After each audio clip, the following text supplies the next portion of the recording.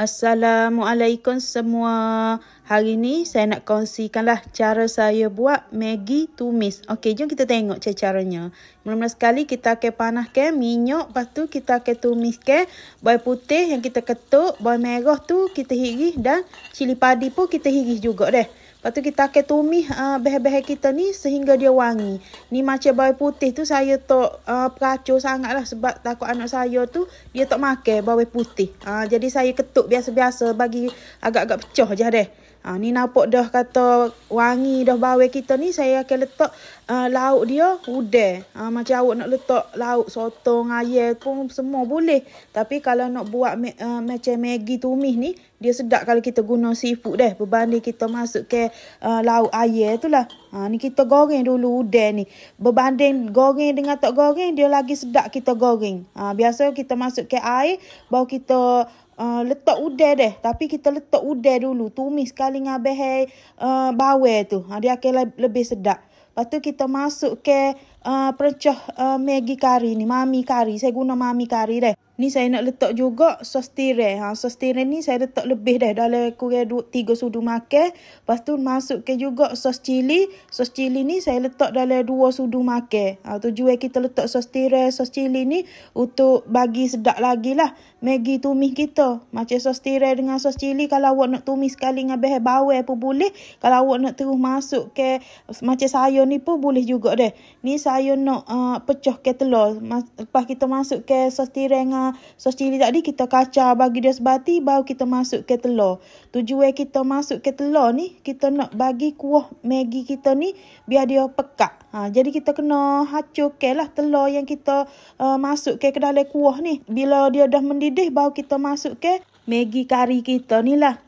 Kita ni kalau mami ke kata brand lain ke, semua panggil Maggi lah. Kita tak panggil lah kata tu mami ke tu apa ke. Kita tetap akan panggil Maggi juga. Walaupun brand lain, bukan brand Maggi.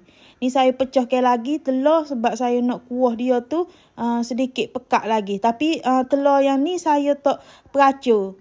Biar dia sebiji lagu tu je. Lepas tu kita biar sekejap bagi mi segera kita ni lah. Mami kita ataupun Maggi kita ni dia sedikit lembut. Barulah kita masuk ke sayur. Sayur ni saya guna sawi dengan tomato. Kalau awak ada kubis, lagi sedap kita masuk ke kubis. Sebab kubis ni dia rasa manis. Sayur kubis ni dia rasa manis. Ni kita biarkan sekejap bagi sayur kita tu dia layu. Macam kalau awak nak kuah lebih, awak kena letak lebih lah air tu. Tapi bahan perasa tu kena lebih. Macam kita kena tambah sendiri. Garam, gula, perasa nak bagi lagi sedap. Sebabnya kalau air tu lebih, kuah tu lebih, dia tak cukup dengan perecah Maggi kita ni. Dia jadi kena tambah garam, gula tu. Barulah dia rasa deh. Macam saya ni, saya buat kuah tak banyak. Kiranya agak-agak padan dengan 2 bungkus Maggi tu. Dia rasa kik dah. Rasa kau dah. Rasa dia, kuah dia ni deh. Ni dah masak dah ni. Kita nak angkat lah. Kalau buat Maggi ni, kalau awak nak bagi dia lagi kembang, awak boleh lama ke. Macam saya ni tak suka sangat kalau Maggi tu tak kembang. Jadi saya biarkan agak-agak sedikit kembang. Jadi barulah tutup ke api deh. Ya lagi sedap lah bagi saya kalau Maggi tu kembang. Ni kita letak udang ni ke, dia lagi bertambah sedap. Macam Maggi ni, kalau kita makan sebuku tu, dia tidak cukup. Tapi kalau kita buat 2 buku, tak habis pula. Jadi saya buat 2 bungkus untuk 3 orang makan. Jadi cukup lah kiranya.